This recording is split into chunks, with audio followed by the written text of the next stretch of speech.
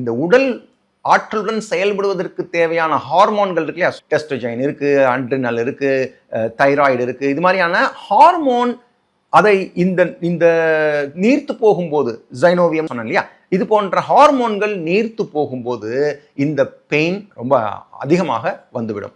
அப்போ இதை நீக்குவதற்கு ஒன்று மருத்துவ முறை தான் முதன்மை, மருத்துவம் எடுத்துக்கலாம், அதெல்லாம் பார்த்துக்கலாம். ஒரு மருத்துவம் எடுத்துக்கொள்ளும் போது அந்த மருந்து நமக்கு முழுமையாக செயல்பட வேண்டும் என்றால் 2 விஷயம் பண்ணணும். ஒன்று, மருந்து எடுத்துக்கொண்டே அதற்கு தக்க வாழ்வியல் முறையிலும் சில மாற்றத்தை கொண்டு வரணும். வாழ்வியல் முறையில் மாற்றத்தை கொண்டு வரதுன்னா என்ன? உணவில் சில அடிப்படையான கட்டுப்பாடுகள், அடிப்படையான தேவைகளை மட்டும் உட்கொள்ளுதல் மாதிரியான விஷயங்கள்.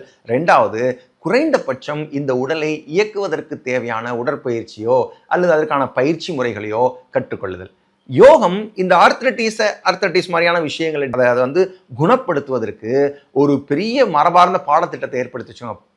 பவன் முக்தாசனா சீரீஸ் அப்படின்னே பேர். கிட்டத்தட்ட 84 விதமான பயிற்சிகளை இந்த ஆர்த்ரட்டிஸ் நோயை குணப்படுத்த, வாத நோயை, கீழ்வாத நோயை குணப்படுத்துவதற்கு ஒரு பெரிய பாடத்திட்டம் இவங்க ஏற்படுத்தி வச்சுக்காங்க. அந்த பாடத்திட்டத்தில் என்ன நடக்குது அப்படின்னா, இதுவரை இரத்த ஓட்டம் இல்லாமல் அல்லது கண்டாமினேட்டட் பிளட் அல்லது கார்பனேட்டட் பிளட்னு சொல்லக்கூடிய அதிகமாக கரியமிலம் சேர்ந்த இரத்த ஓட்டம் இருக்கக்கூடிய பகுதியை இந்த பயிற்சியின் மூலமாக தூண்டி ஒரு புதிய இரத்த ஓட்டத்திற்கு வழிவகை செய்யக்கூடிய பயிற்சியாக இந்த 84 பயிற்சிகளை மரபில் ஏற்படுத்தி வச்சிருக்காங்க. அது என்ன பண்ணும் அந்த பயிற்சி அப்படின்னா, லெட்ஸே ஒரு நின்று கொண்டே செய்யக்கூடிய பயிற்சின்னு வச்சுங்களேன்.